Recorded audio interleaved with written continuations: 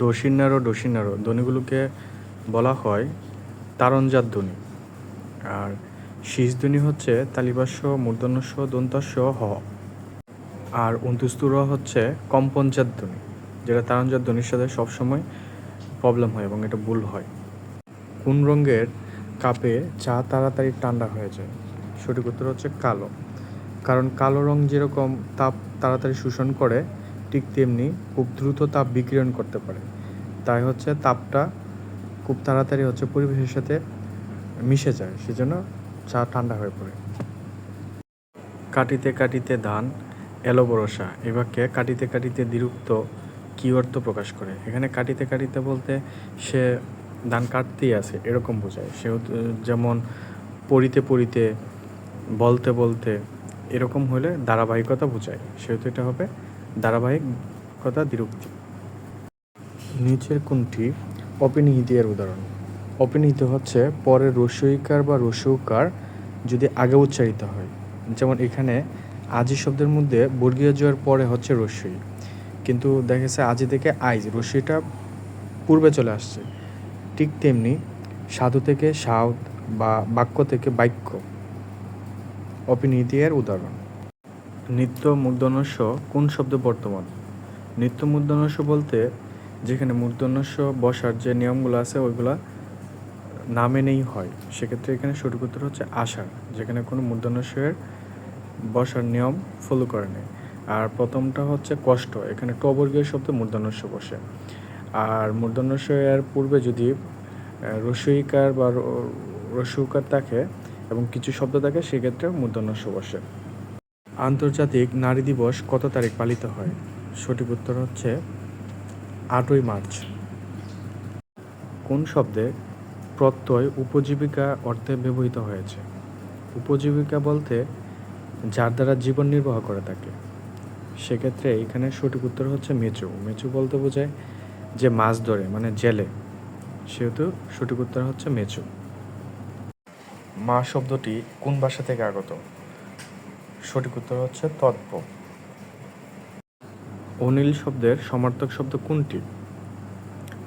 অনিল শব্দের অর্থ হচ্ছে বাতাস, আর অনল শব্দের অর্থ হচ্ছে আগুন, সেহেতু এখানে সঠিক উত্তর হচ্ছে বাতাস। বাবা শব্দটি কোন ভাষা থেকে আগত? সঠিক উত্তর হচ্ছে তুর্কি। বাংলা ভাষায় ব্যবহৃত লেবু শব্দটি কোন ভাষা থেকে আগত? সঠিক উত্তর হচ্ছে আরবি। বাংলাদেশের কোন জেলার সাথে মিয়ানমারের সীমান্ত আছে? মিয়ানমারের সাথে বাংলাদেশের 3টি জেলার সীমান্ত আছে, তার মধ্যে হচ্ছে বান্দরবন, রাঙ্গামাটি এবং আরেকটা হচ্ছে কক্সবাজার, সেহেতু এখানে সঠিক উত্তর হবে বান্দরবন। তৎপুরুষ সমাসে কোন পদ প্রধান? তৎপুরুষ সমাসে হচ্ছে পরপদ প্রধান, আর পরপদ প্রধান হচ্ছে যে সমাসগুলোতে, সেগুলো হচ্ছে দ্বিগু, কর্মদ্বারয় এবং হচ্ছে তৎপুরুষ।